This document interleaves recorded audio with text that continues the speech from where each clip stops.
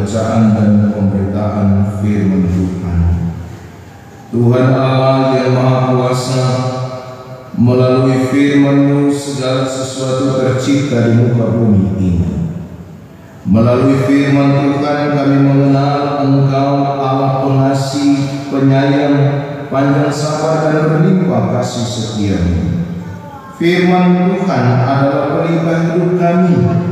Oleh karena itu terangilah hati, pikiran dan perasaan kami dengan Roh-Mu yang kudus, untuk kami membaca dan belajar dari firman-Mu agar kami mengerti, kami mampu untuk menghayati serta menumbuhkan tekad, semangat serta tulus untuk menjadi pelaku firman-Mu dan hamba-Mu yang menjadi alat untuk menyampaikan kebenaran firman-Mu. Diberkatilah hamba-Mu ini,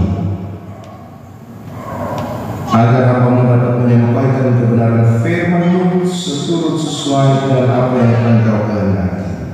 Berfirmanlah bagi kami, karena kami yang beribadah saat ini telah sedia untuk mendengarkan kebenaran firman-Mu di dalam nama Tuhan Yesus, firman yang hidup dan yang menghidupkan. Kami berdoa. Amin. Bapak Ibu saudara-saudara yang dikasihi Tuhan, mari kita membaca bagian firman Tuhan yang terambil di dalam Injil Matius pasal 1 ayat 1 sampai dengan ayatnya yang ke-17.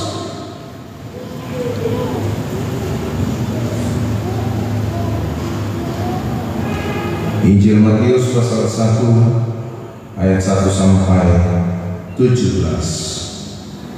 Kita akan membaca bagian firman ini secara berbalas-balasan.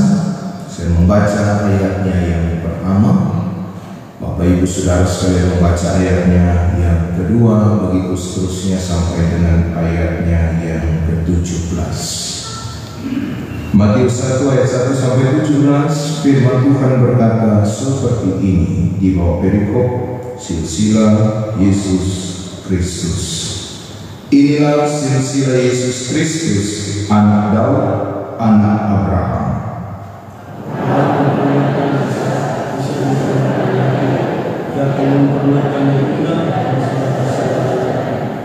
Yehuda memperanakan Peres dan Serah dari Tamar.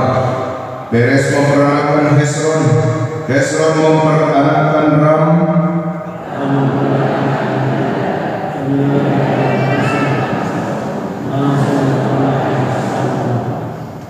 Salmon memperanakan Boas dari Rahab, Boas memperanakan Obed dari Rut, Obed memperanakan Isai,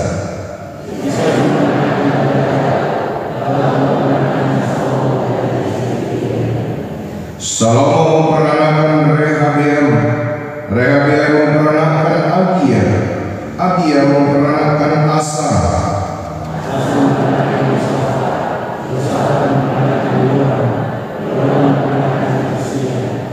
Usia memperanakan Yotam, Yotam memperanakan Ahas, Ahas memperanakan Hizkia,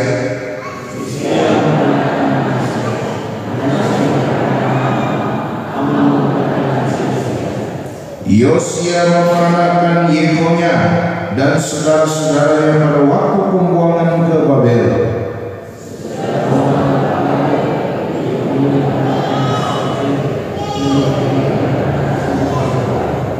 Zerubabel memperanakan Abihud, Abihud memperanakan Eliakim, Eliakim memperanakan Asor,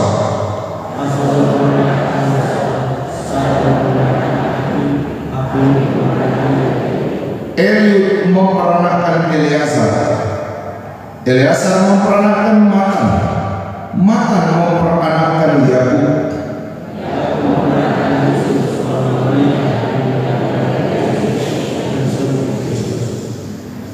jadi seluruhnya ada 14 keturunan dari Abraham sampai Daud, 14 keturunan dari Daud sampai pembuangan ke Babel, dan 14 keturunan dari pembuangan ke Babel sampai Kristus. Demikianlah pembacaan firman Tuhan. Diberkatilah firman-Nya yang suci dan kudus ini. Amin. Salam sejahtera bagi kita semua. Shalom. Damai di hati. Bapak Ibu saudara-saudara yang dikasihi diberkati Tuhan, waktu yang terus berjalan tanpa terasa bahwa hari ini kita sudah memasuki di minggu Advent yang ketiga, yang ditandai dengan nyala lilin 3, yang juga memberikan satu pertanda bahwa kita tidak lama lagi akan merayakan Natal.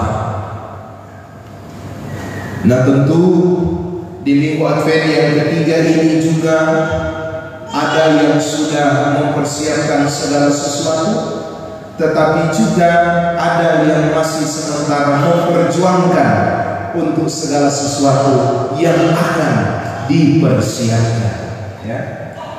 Bahkan ada beberapa kesempatan di ibadah-ibadah menyambut Natal, pendeta bertanya Pak anak sekolah minggu, karena kalau mau bertanya Pak pemuda remaja dengan orang tua, bapak ibu pasti tidak mengaku. Kalau anak-anak jujur sekali dong. Pendeta tanya begini, salah satu ibadah menyambut Natal, pendeta tanya, siapa yang pakai baju baru dengan sepatu baru? Angkat tangan semua. Kita Pak Pendeta, kita Pak Pendeta. Jadi kalau tanya mesti tanya anak-anak. Kalau tanya ke orang, biar dia pakai baju tuh yang mengaku. Kita semua tahu coba. Coba itu semua tahu. Nah, itu dalam kesiapan yang ada. Ada juga yang mulai merencanakan bahwa kita mau Natal di sini. Kita mau pulang kampung. Kita mau dapat yang ini di hari Natal. Itu mulai kita rencanakan pada masa-masa sekarang ini, tetapi lebih daripada itu bahwa minggu Advent ini adalah minggu yang bersukacita. Mengapa bersukacita? Karena kita sedang sementara ada pada masa-masa penantian. Bukan menantikan lagi bayi kecil yang akan lahir, tetapi ada pada masa-masa penantian di mana kita menantikan Dia yang akan datang kembali, sambil terus mempersiapkan pribadi lepas pribadi, termasuk menghadirkan Dia, yaitu Yesus Kristus Tuhan yang telah lahir untuk ada dalam hati dan pribadi lepas pribadi kita. Sehingga orang bersukacita, bukan bersukacita karena baju baru, bukan bersukacita karena rambut baru, bukan bersukacita karena alis baru, ya. So ada yang alis baru ibu-ibu yang dia masuk sekarang belum, atau baru bawa alis minggu depan, beri pakai ya, supaya pas sulam menyala masuk. Mudah-mudahan deh hati menyala, ya, supaya tuh hati ini nyandak redup, ya. Jangan tuh karena identik dengan mereka, orang kan identik dengan lampu mati menyala, maka tuh kehidupan juga mati menyala, termasuk hati yang tadinya berdamai mati menyala, ya. Oh ini kok bulan Desember kok pendeta kok baik, nanti Januari itu mau ke ujung ulang. Tidak seperti itu. Nah, inilah pemaknaan kita di minggu-minggu Advent. Dan pada minggu yang ketiga ini kita diberikan satu bagian firman yang menceritakan tentang silsilah Yesus Kristus. Mungkin tadi ada membaca ada yang salah cuma, ya, mungkin kan dibaca rame-rame kok, jadi tetap tahu satu yang salah cuma. Kalau seandainya baca satu-satu, pasti ada yang salah cuma, karena tuh nama-nama ini kan jarang orang dia cuma. Kalaupun kasih nama anak sekarang kan cenderung belahin kemarin anak tuh karena suka sekali nama siapa? Nama di Van Basten, karena Van Basten kok top sekali dulu kok Belanda dijajah kita. Karena dia fans Belanda. Kalau dia fans Portugal, dia nama Cristiano, atau dia nama Ronaldo. Kalau dia fans kesana Argentina, dia nama Messi. Ya. Nah itu kan identik sekarang. Jangan sekali orang mau mendapati bahwa anak-anak yang lahir sekarang ada nama Alkitab. Jangan. Mana ada orang senama Boas sekarang? Ada senama Boas di sini juga. Kan ada. Paling nama-nama tren. Nah, kalau di Papua sana di Titus senama teman-teman. Titus, Boas, pokoknya nama-nama semua yang tertulis di Alkitab. Ya. Nah, kalau pendeta memang tertulis. Pendeta kita kasih nama-nama India itu ada. Kenapa bisa ke salah satu dokter itu anak saya orang India. Dalam hati aku minta dia baca Alkitab yang dokter ini. Karena itu nama-nama ada nama India. Tapi ya, kalau pendeta mengatakan bahwa apa masih nama-nama kita dan tertulis kok. Nah, ini silsilah yang ada diurutkan. Kalau telah membaca bersama di bagian akhir. Nah, saya mulai dari bagian akhir ayat 17. Dan dia penjelasan saya terperinci itu orang baca-baca nama-nama tadi. Jadi ayat 17 itu begini. Jadi seluruhnya ada 14 dari keturunan Abraham sampai Daud. 14 keturunan dari Daud sampai pembuangan ke Babel, dan 14 keturunan dari pembuangan ke Babel sampai Kristus. Ya. Jadi dari urutan ada di situ. Jadi 14. Nah, mengapa Injil Matius menjelaskan tentang silsilah Yesus Kristus yang mau disampaikan kepada orang-orang Yahudi? Ini Injil disampaikan kepada orang-orang Yahudi. Nah, mengapa disampaikan kepada mereka? Untuk memberitahukan bahwa tidak perlu diragukan lagi tentang keyahudian Yesus, karena dia bilang di ayat 1 tadi apa? Masih buka Alkitab atau sudah? Masih. Nah, mau belajar urutan keluarga dulu. Lalu ini kan mau belajar dari DP tukur di mana ini supaya diturutkan. Oh, ternyata kotek orang satu tukur. Begitu kan orang kalau bikin rukun keluarga. Nah, ayat 1 dibilang begini. Inilah silsilah Yesus Kristus, anak Daud, anak Abraham. Dua orang top pada masanya yang disampaikan oleh dua orang yang sangat-sangat berpengaruh, yaitu Daud dan Abraham.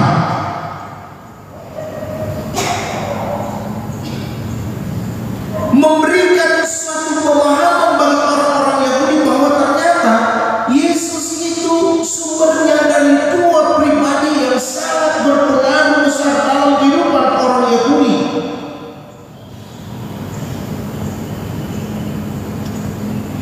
Dan juga memberitahukan bahwa inilah pribadi yang dijanjikan dari zaman para nabi. Orang baca-baca tadi dari zaman Yesaya yang dijanjikan Immanuel. So ini loh dia. Jadi diurutkan supaya mereka mengerti, mereka tahu, mereka melihat bahwa oh ini kote sumber dari Yesus, berarti ini bukan kaleng-kaleng. Nah, gitu kan bahasa tren sekarang. Atau orang bilang ini bukan main-main, tapi benar adanya bahwa ini kote sudah disampaikan dari dulu sampai sekarang.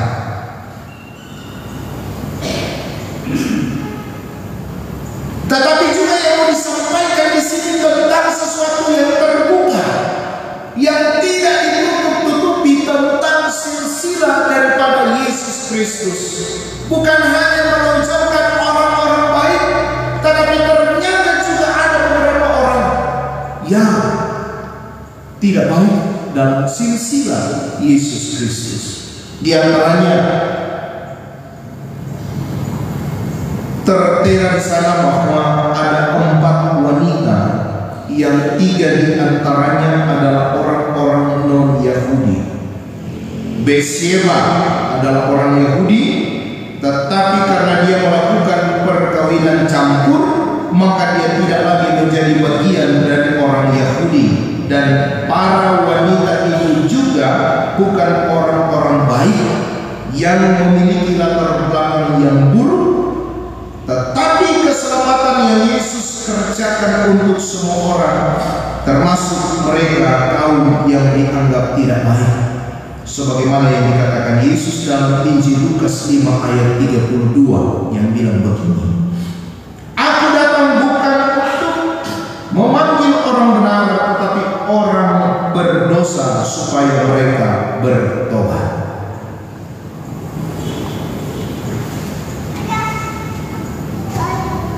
Yang kemudian juga diantaranya ada Rahab, yang adalah perempuan Sunda. Ada juga Tamar, yaitu seorang Kanaan yang bersikap seperti perempuan Sunda. Jadi tidak ada yang ditutupi, dibukakan untuk semua untuk melihat bahwa Tuhan bisa menyatakan kuasanya kepada siapapun. Tuhan bisa memakai siapapun yang tidak layak sekalipun dipakai oleh Tuhan untuk menjadi layak. Jadi kalau Tuhan panggil misalnya jadi anggota KPDP atau jadi UPK di Kolong, aduh kita kok tidak mampu, kita kok belum tahu berdoa, dia mau berdoa suatu sore, apalagi mau panggil, ya. Saya mau katakan, siapapun orang Tuhan bisa pakai. Nah, apa yang mau diperlihatkan dari silsilah yang ada ini? Apakah hanya sekedar untuk memperkenalkan dan mempertegas bahwa betul-betul Yesus itu yang dijanjikan dari zaman dahulu? Tidak.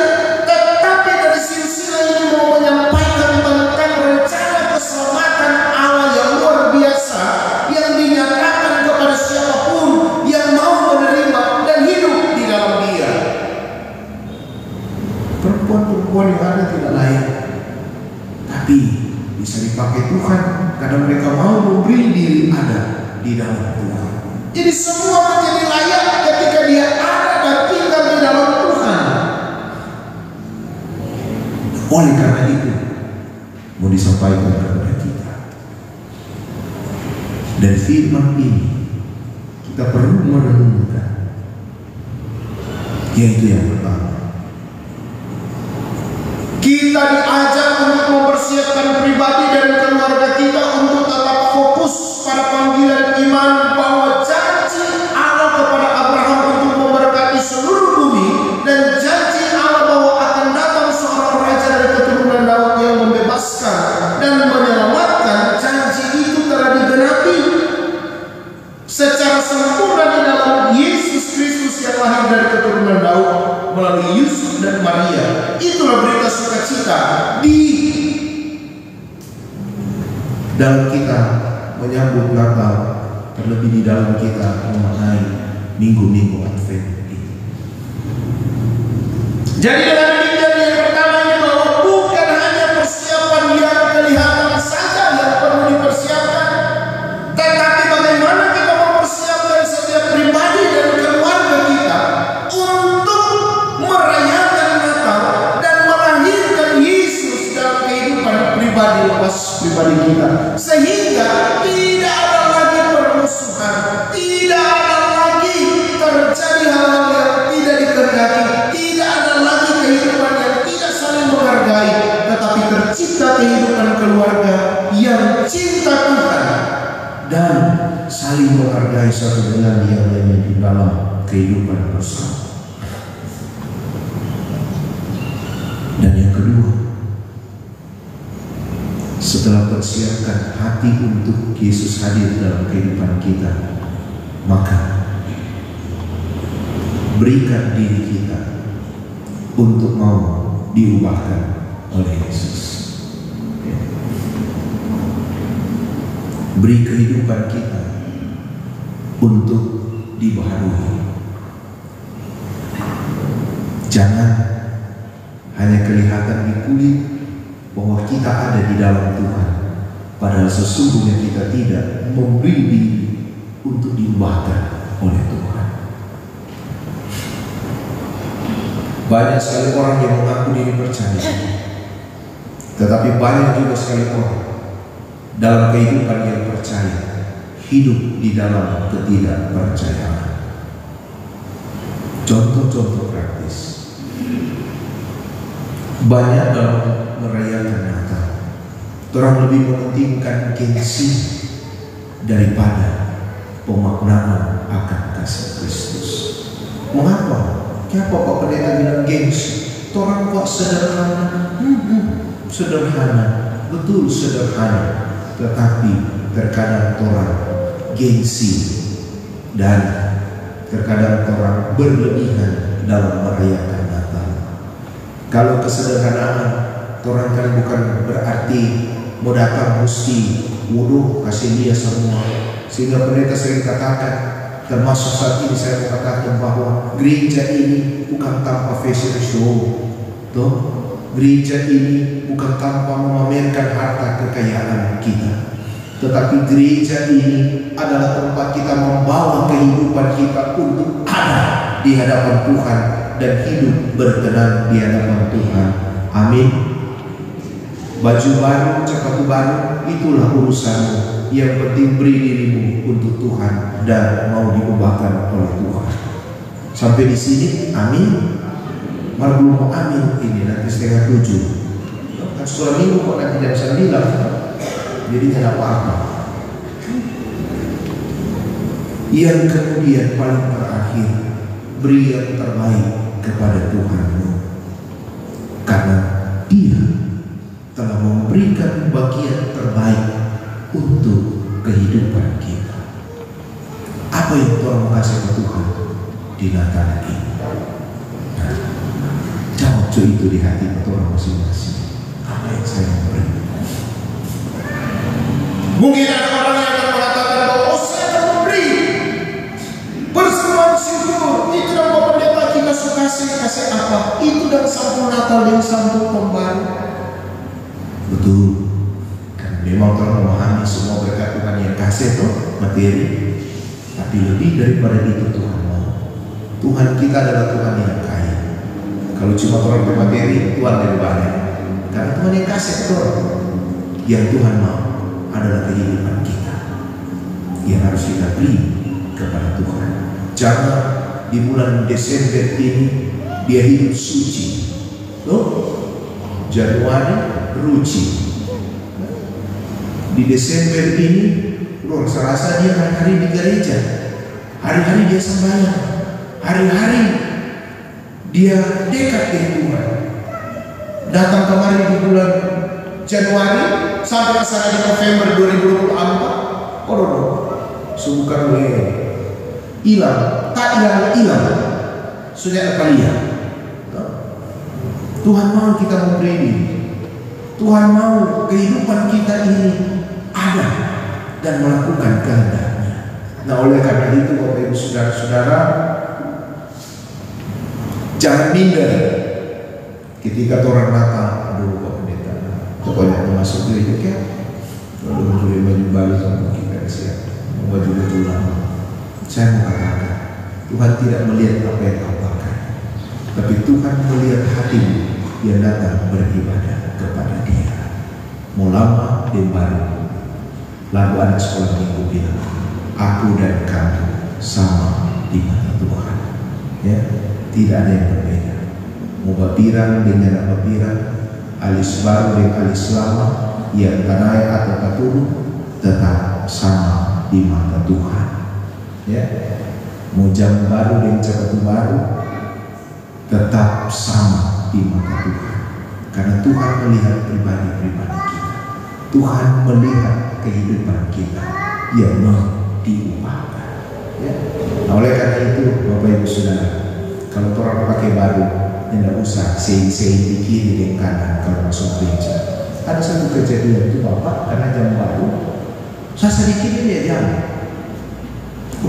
Tersinggung pendeta dia tersinggung. Ini Bapak ini belum dia jam, selama sudah mau ini. Ternyata ketika Bapak mesti dia di sana, bahwa Bapak jam baru, supaya Firman mau bilang di baru ya. Nah, itu kan orang kebanggaan sendiri kalau orang bilang baru ya. Dan saya mengatakan itu tidak terlalu penting, bukan tidak penting, tetapi tidak terlalu penting. Jangan jadikan khotbah ini kong alasan kau main tua karena memang dia mau beli akad. Nah, sudah kan, kita belum bilang. Jangan perlu pakai baju baru. Jadi kan biar coba gini, biar cuma model begini. Kong habis itu pakai tua orang lain. Sana cuma dia mengkilat. Kasih mereka doi supaya mengkilat lihat kenapa. Jadi jangan jadi alasan.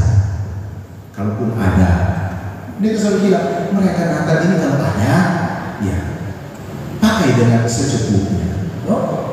Kalau tidak ada, jangan memaksa. Sehingga tidak akan ada istilah-istilah yang dulu dia cuma gila dulu, dia cuma jalan sama rumah disuruh pindah Natal. Tidak akan ada istilah itu. Sehingga betul-betul damai Natal itu membawa damai dan sukacita, tidak membawa malapetaka. Karena sepanjang sudah damai, sudah kata di bulan Desember, dan kemarin Jerman karena dorong setagi-tagi akan di sebuah mana, baru terima baru sudah rontak. Ya, so kacau tahun baru. Akibat menutupi segala kebutuhan di bulan Desember. Makanya pendeta selalu bilang, kalau orang cuma kemampuan 3 toples, tidak usah berpaksa sampai 10 toples. Karena kalau mampunya 3, 7 ambil di mana? Ambil di mana ke 7? Kan 3 orang mampu. Kok masih tergantung 7 karena masih ada 10. Karena orang suka orang PGC sampai 10, maka orang mampu di 3. 7 ambil di mana? Ya, kalau dia tidak menyelesaikan masalah tanpa masalah, maka ya ambil di hari ini, ambil hari ini bayar besok. Apa itu ambil hari ini bayar besok? Dorang lebih tahu. Pendeta yang mau bilang, yang penting orang tahu semua. Apa itu istilah ambil hari ini bayar besok potongan? Berapa persen dia potong? Berapa? Duh, aku mau jawab lah. Tidak semua tahu soal kan. Sehingga betul-betul damai Natal itu menjadi bagian kehidupan kita. Dan benar, firman ini menuntun pemahaman kita bahwa betul Yesus ini adalah Dia yang dijanjikan jauh sebelum Dia dilahirkan. Amin. Tuhan memberkati orang semua. Amin.